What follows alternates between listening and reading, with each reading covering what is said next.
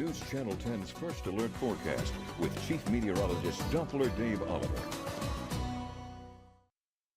Well, I noticed today it was a little bit warmer out there, and I was kind of missing seeing some pop-up showers. Well, hang in there because we're about to see some evolution that might make you happy there.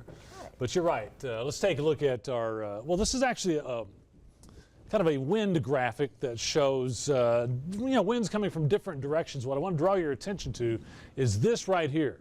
That's where we have a wind shift from south winds coming up from Amarillo and then shifting around to the north. That's our little frontal boundary, and that's going to be moving south across the area tonight into the early part of tomorrow. We're even picking it up on radar, this little line right there.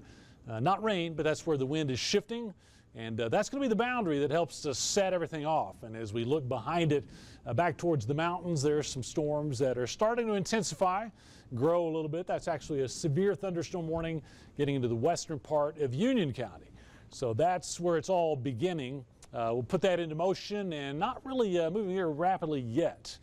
As we take a look at the wind across the area, once again, we have a north wind at Elkhart.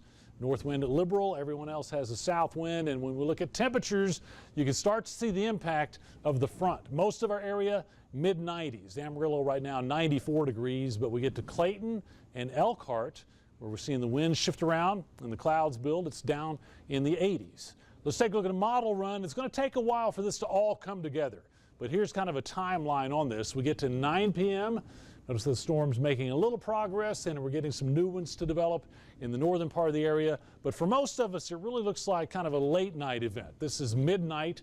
Things are really getting organized and then pushing to the east-southeast. So really for Amarillo, we're looking more like 2 a.m. to 5 a.m. For better rain chances. And then they'll kind of linger into the morning hours across the east. But it looks like it's going to be the northern part of the area with the best chance of some solid, heavy, soaking rains. We got that up to about 60% plus in the northern part of the area. For Amarillo, we back it down a little bit to about 20 to 40%. And then the further south we go, the less chance, I think, for widespread rainfall, more like 10 to 20%. And by the way, up there where we have the highest probabilities, may have to watch out for a little flash flooding if that slow-moving stuff really dumps rain over the same location for a long period of time. Well, let's watch the wind. It's going to shift around to the northeast overnight as the front comes in. We'll wake up tomorrow morning very pleasant. This time of year, temperatures probably mid to upper 60s.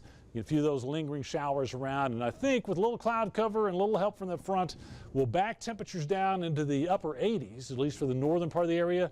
Give us a little relief from some of the July heat, and storm chances are back tomorrow night behind the front. This is 7 p.m. Storms developing. We may have another round roll in from the northeast, so it's tonight and tomorrow night that we have the rain chances, and then kind of comes to a screeching halt. Our next weather maker really is that nemesis for rainfall and kind of the catalyst for summer heat. High pressure aloft starting to build in. That will take place really starting on Friday, but when we get into the weekend, into early next week, I've got a Saturday through Tuesday, 90 to 100, upper 90s to maybe just about the 100-degree mark in parts of the area. It doesn't look like we're going to lock into triple digits for the rest of the summer, but it does look like we'll finally get to more of a typical hot July pattern after the rain moves out. Tomorrow, our coolest day, 89. It's also our best chance of rain.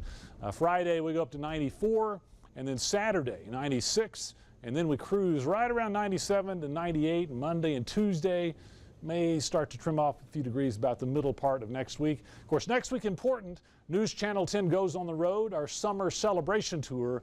Looks like we'll definitely have summer weather for that. Back to you guys.